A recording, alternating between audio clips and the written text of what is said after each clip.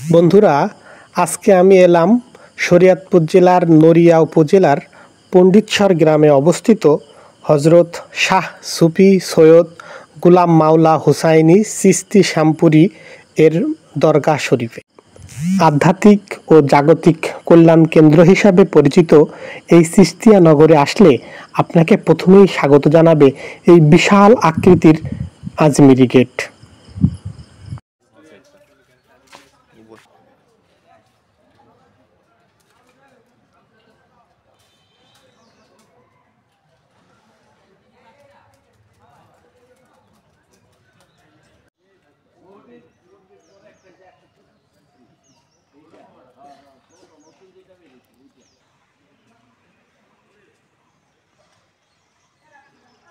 বাবা শ্যামপুরীর গদি শরীফ এটি, এখানেই উনি থাকতেন এবং তার যে ভক্তকুল তাদেরকে বিভিন্নভাবে পরামর্শ দিতেন।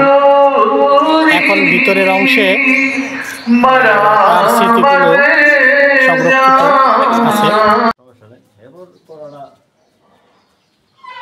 প্রতিদিন নিয়ম করে এখানে আসা প্রত্যেক ভক্তবৃন্দের জন্য 3 বার খাবার পরিবেশন করা হয়।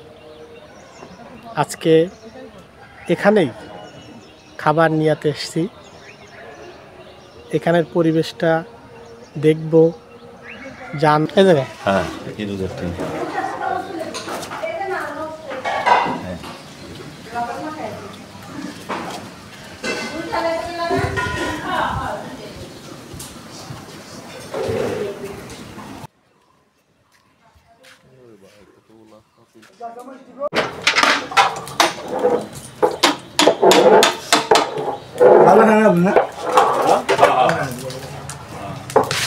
ভাই এখানে কত বছর কাজ করতেছেন ভাই?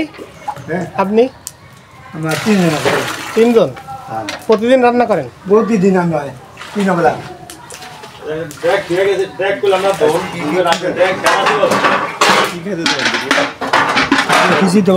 খিচুড়ি কি মশলা রে ভাই, সুন্দর জিনিস করছেন।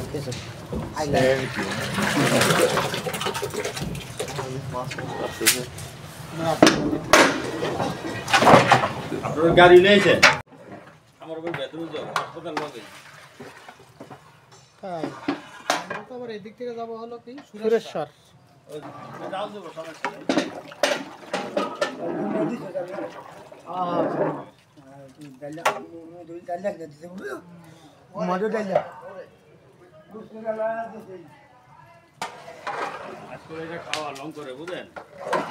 নামাজের আগে হবে খাওয়া শেষ।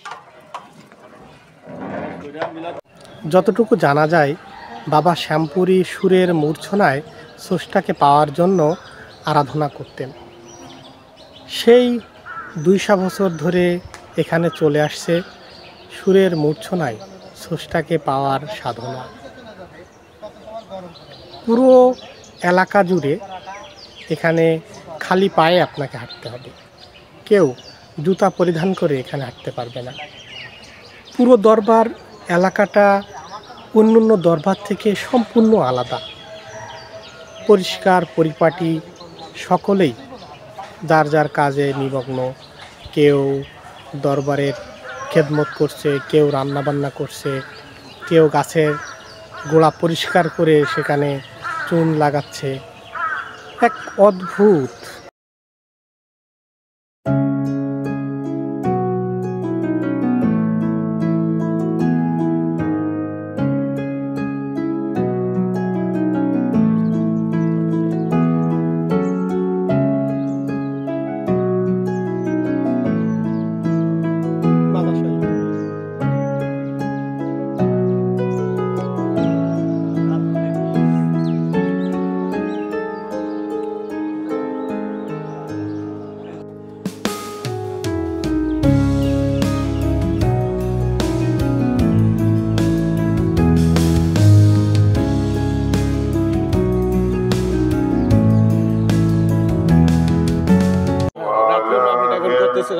رسول الله وخاتم النبيين وكان الله بكل شيء عليما إن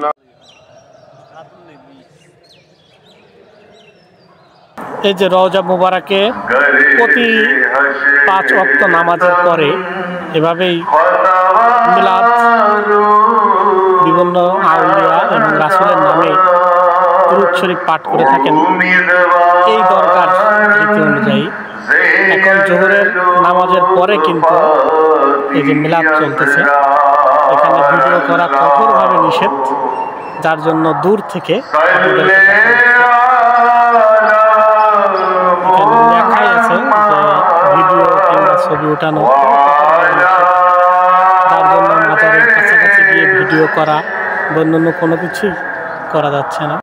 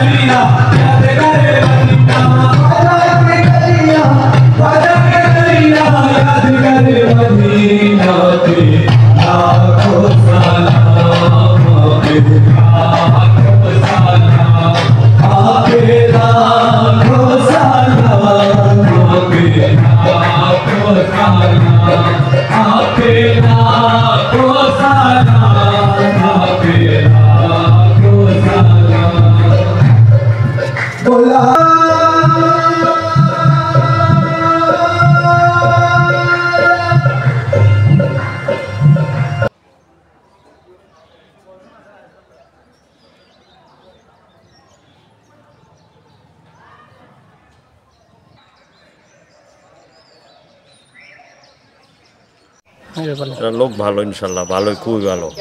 এই যে কোনো গ্যাদারিং নাই, যায় ঝামেলা নাই। শ্যামপুরি হুজুরে দেখছিলেন? জি, নাম হলো হজরত শাহ সুফি সৈয়দ গোলাম মাওলা বাবা শ্যামপুরি। কোথা থেকে আসছিল? এরা বিদেশি আরবিয়ান। তাদের আরেকটা জন্মভূমি আছে নোয়াখালী, বুঝলেন? সেখানে অনুষ্ঠান হয়, এই জায়গায় হয়। এরপর সিলেটে একটা মাজার আছে, এখন সিলেট মৌলভীবাজার। আমি ওইখানে যাই নাই, ভালোই জায়গা, লোক হয়, অনুষ্ঠানে গেলে কয়েকদিন আগে। খুবই সুন্দর পরিবেশ। এখানে খাবার কেমন কি? ভালো, খুবই ভালো। আল্লাহ দিনে মানে ভক্তদের জন্য কখন কেমন খাবার? ওই ওই উরুদের টাইমে আপনার দুপুরে আছে, রাত্রে আছে, আর এইভাবে প্রতিদিন আছে আপনার মনে করেন দুপুরে রাত্রে লং করে খাওয়ানো আছে। 3 বার এখানে খাওয়ার হয় না? 2 বার হয় সম্ভব। 2 বার হয়। কখন কখন? এই দুপুরে আর রাত্রে। সকালেটা আমি দেখিনি, আমি জানি না সঠিক। বাবা শ্যামপুরীর ছেলে মেয়ে কয়জন? এর 5 ছেলে 1 মেয়ে।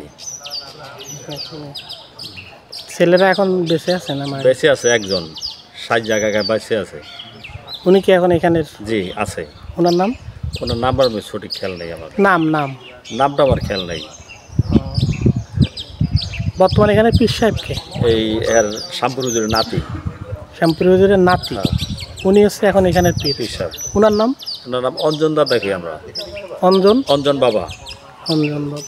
এরপর এখন নামের সাথে একটা ভালো একটা আছে, খুব একটা নামের সাথে একটা ভালো একটা মনে করেন মিলতাল আছে, বুঝলেন? আমরা তো সব এখন নাম জানি না, মোটামুটি ভাবে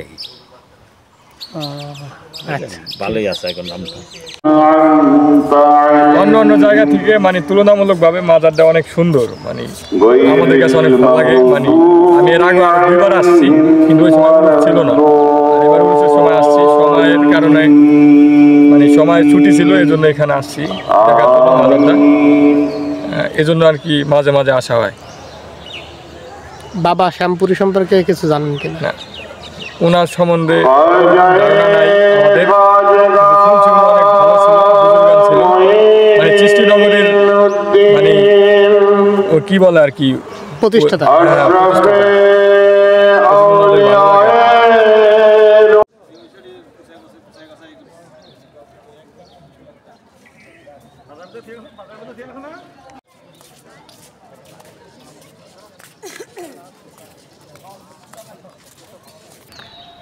দরবারের ভক্তবৃন্দের মাধ্যমে জানা যায়, বাবা শ্যামপুরি দীর্ঘকাল খাজা মঈনুদ্দিন চিশতির দরবারে ইবাদত বন্দিগিতে কাটিয়েছিলেন।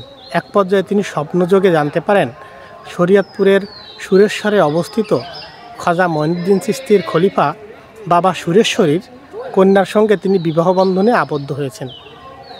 এরপর তিনি খাজা মঈনুদ্দিন চিশতির দরবার থেকে সুরেশ্বর দরবার শরীফে চলে আসেন এবং তৎকালীন সুরেশ্বরীকে তার স্বপ্নযোগের কথা জানান। পরবর্তীতে তাদের ভিতরে বিবাহ বন্ধনে আবদ্ধ হয়।